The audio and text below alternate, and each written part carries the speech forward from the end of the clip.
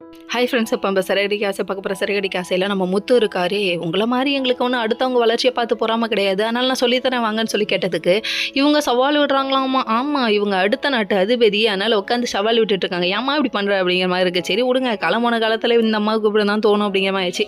அதுக்கப்புறம் சவால் விட்டுட்டு இவங்க ஒரு பக்கம் கிளம்பி போயிட்டாங்க. சரி வந்தால் வரட்டும் பார்த்துக்கலாம் வாங்கன்னு சொல்லிட்டு இவங்க ஒரு பக்கம் வந்துட்டாங்க. இன்னொரு பக்கம் நம்ம ரோஹிணியை காமிக்கிறாங்க. ரோஹிணியை காமிச்சா அவங்க சாப்பிட போன ரெஸ்டாரண்ட்டில் தம்பி கதிரே மாட்டிக்க போகிறப்பா அப்படிங்கிற மாதிரி ஆச்சு. மாட்டிக்குவாருன்னு பார்த்தா மாமா மறுக்கையான்னு பாட்டை போட்டுவிட்டு குத்து குத்துன்னு குத்தலான்னு பார்த்தா கடைசியில் பார்த்தா எஸ்கேப் ஆகிட்டாருங்க. என்ன பண்ணுறது, தம்பிக்கு நேரம் நல்லா இருக்குது, அதனால் அவர் ஓடின ஓட்டத்தை பார்க்கணுமே. பிடி உஷா ரேஞ்சுக்கு ஓடுறியப்பா, யாருக்கிட்டப்பா ட்ரைனிங் எடுத்த, உங்ககிட்ட வந்து ட்ரைனிங் எடுத்துக்கிட்டா மேரத்தானில் ஜெயிச்சிடலாம் போல், அந்த ரேஞ்சுக்கு ஆயிடுச்சுங்க. கடைசியில் பிடிக்க முடியாமல் போயிடுச்சு. அச்சோச்சோ அப்படிங்கிற மாதிரி இருக்குது. கூடயே சுத்திரியை செவ்வாழை நீயாவது ஓட வேண்டியதானேன்னு வித்யாவை பார்த்து கேட்குறாங்க.